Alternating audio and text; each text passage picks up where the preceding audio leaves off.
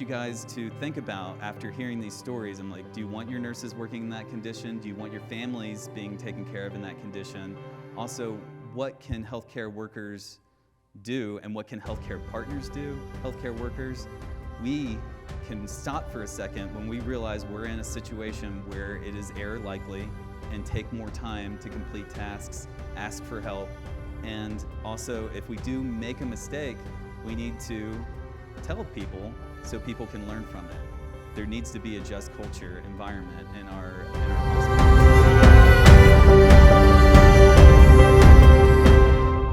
How many have been the victim of a medical error? How about somebody that you know might have had a medical error? Okay, look around the room. We've got a pretty good sample size of America right now, right?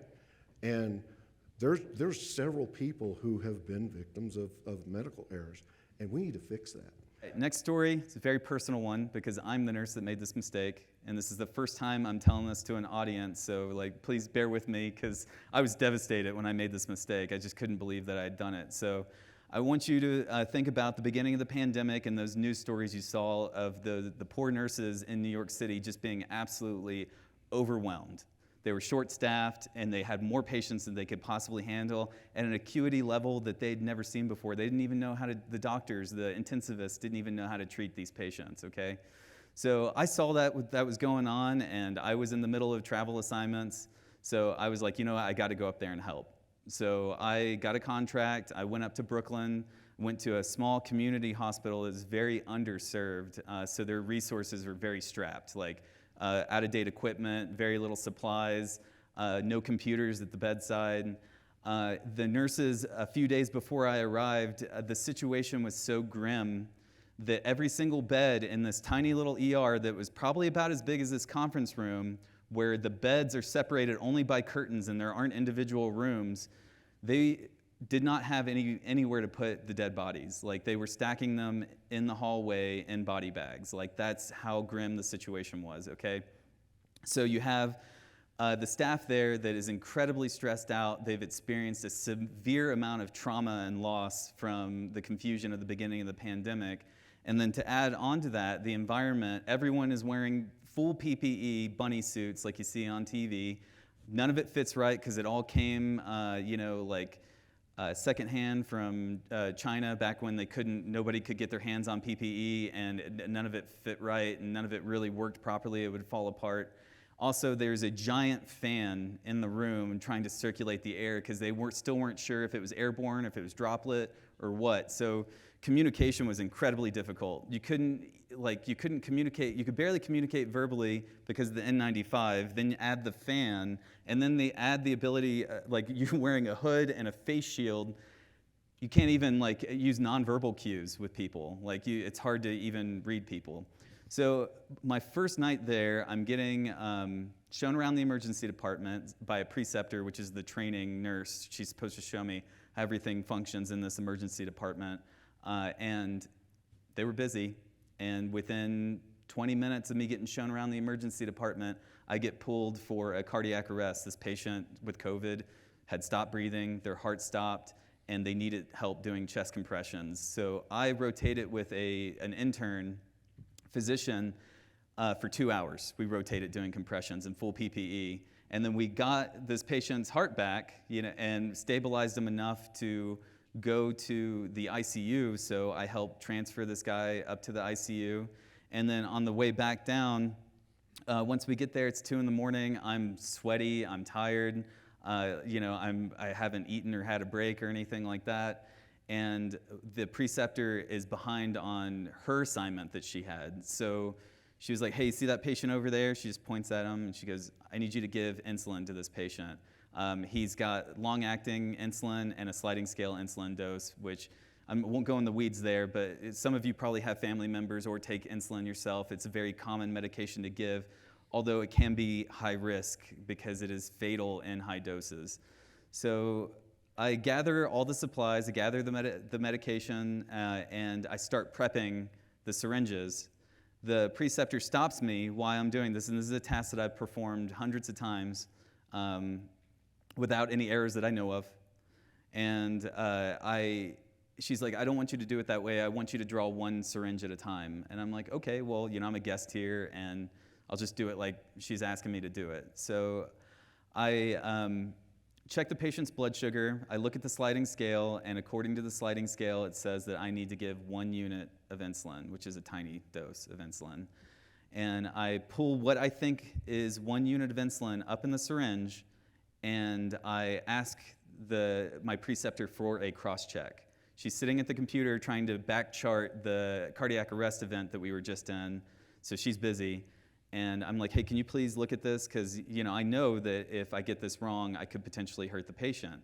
And she looks up at me, and I don't even know if it registered like what I was asking, but she goes, yeah, and just like waves her hand. But I didn't push to be like, hey, I need you to like really like look at this.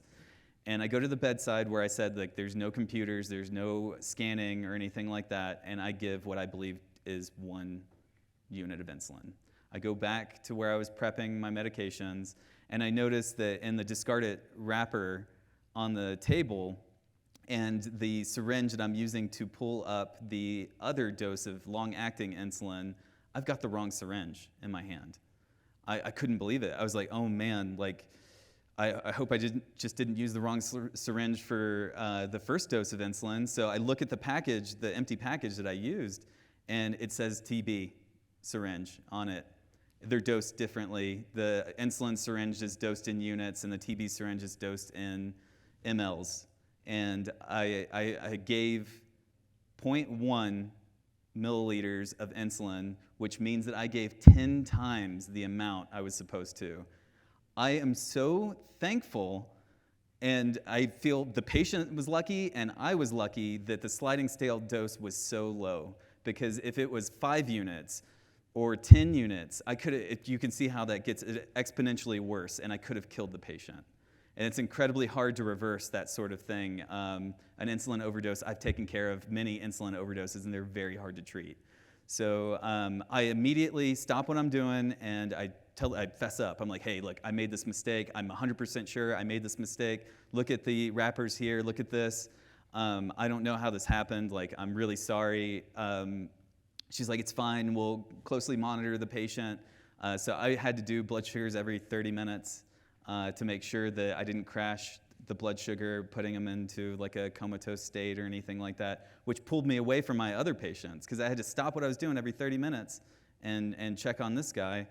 And and we told the doctor what happened. And luckily nothing happened, but you can see how all of these local factors and error precursors can lead to errors that seem inconsequential, right? But we need to learn from the inconsequential ones so we don't have an event like the Ron Devant case, which I'm going to go over here, kind of touch on here in a second. But after all of that happened, I went to where I got the supplies, and I noticed that mixed in that drawer, it was insulin syringes and TB syringes mixed in the same drawer. It was a landmine. I stepped on it.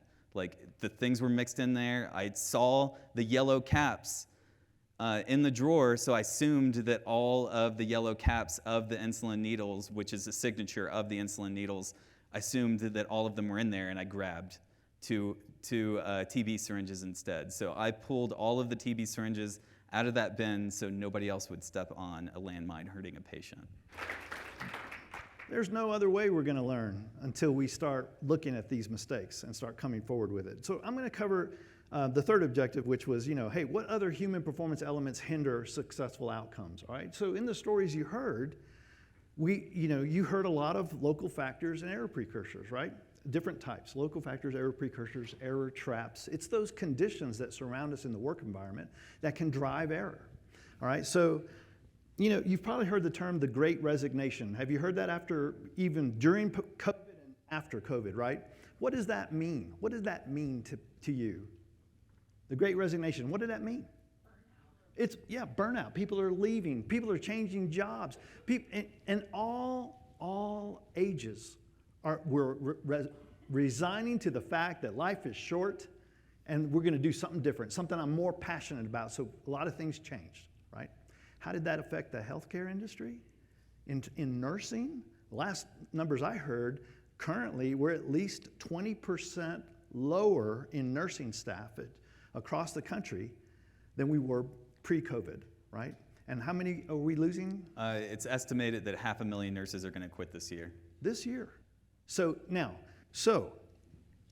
low resources means what? It means high workloads, time pressure, right? These are just a couple of things. You heard other local factors. In the breakout session, we'll get into more specifics and things like that. But what are some other human nature drivers that will drive us to push forward? You heard that the healthcare industry is built on an endurance culture. You either cut the mustard or you're no good, right? You heard that, right? And so what does that mean in terms of peer pressure, right? Or just pride in what we do, because we're proud about the healthcare profession we've chosen. We want to get our jobs done. That literally goes for anyone. Everybody takes pride in what they do and want to be successful, want to get our jobs done, and so oftentimes we push ourselves sometimes into proceeding to the face of uncertainty, even when there's questions, even when there's things there. But here's the good news. When it comes to local factors and error precursors, they are manageable. One of the things that helicopter EMS does great is that they have a very strong safety culture, because you can imagine that there's not only patient safety, there's aviation safety. So nurses and paramedics that are in that environment have to consider aviation safety and patient safety. So you see this like crossing of these two worlds, aviation that's very safe and has been working on safe culture for a long time, and medicine that's kind of behind the ball.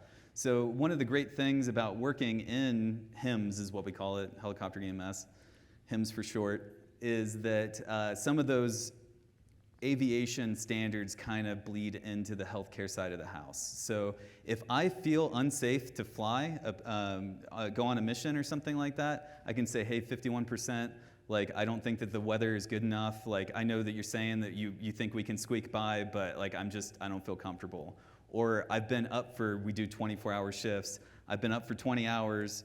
I've done 5 calls. Like, I don't feel safe to do another one. I need time to sleep and eat. And they allow us to do that. So there's something that the hospitals could learn from aviation. And I really feel like that some of the providers in HIMSS can kind of help, because they get to see that how well aviation does things. Like, for example, my partner and I work with a paramedic. We do 24-hour shifts. The pilots do 12, because the FAA says they can only fly for work for a 12-hour shift, and they can actually only spend time in the air 8 hours. That's it, and then they're done. If we go on a flight and they time out, they have to leave us, and they have to fly back to base, and the pilot that's relieving them has to come and pick us up. So just something to consider. That sounds like an industry that prioritizes safety. Absolutely. Regardless of volume. Yeah.